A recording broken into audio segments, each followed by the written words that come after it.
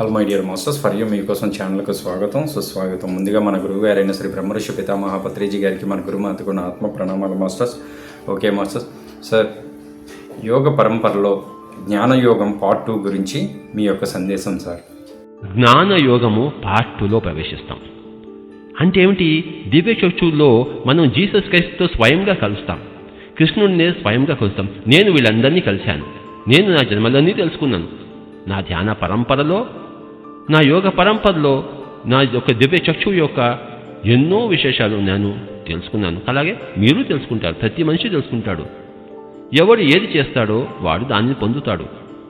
కనుక ఈ దివ్య చక్షు వచ్చిన తర్వాత స్వయంగా జీసస్ క్రైస్ట్ దగ్గర నుంచి, కృష్ణుడి దగ్గర నుంచి మన ధ్యానంలో వారిని దర్శించి వారి మాటలు వినడం అనేది మళ్ళీ శ్రవణము నెంబర్ 2. ఇంతకుముందు భౌతిక కాయంలో ఉండి ప్రవచనాలు విన్నాం. ఇప్పుడు ఆత్మకాయంలో ఉండి జీసస్ యొక్క ఆత్మతో ఆత్మ ప్రవచనము సాక్షాత్తు వింటాము. ఇది శ్రవణము నెంబర్ 2. తర్వాత మనం మననము నెంబర్ 2లో వెళ్తాం. అంటే మనం ధ్యానంలో జీసస్ క్రైస్ట్ కనపడి మనకి ఏం చెప్పాడో దాని ధ్యానంలోంచి బయటకు వచ్చిన తర్వాత మననం చేసుకుంటాము. చూసారా?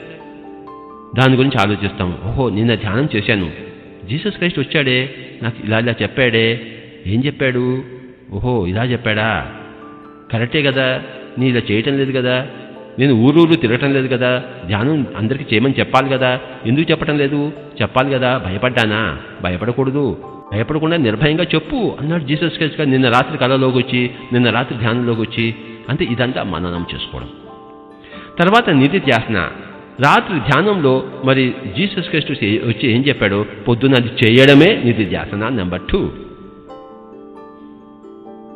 మనకి సత్యం తెలియడానికి, ధైర్యంగా పనిచేయడానికి ఎన్నో జన్మలు మధ్యలో వారం ఉండొచ్చు, తేడా ఉండొచ్చు.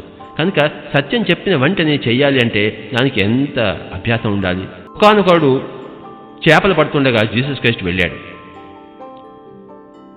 ఏం చేస్తున్నావు నాయనా అన్నాడు. చేపలు పడుతున్నాను అన్నాడు. ఓహో, చేపలు పడుతున్నావా?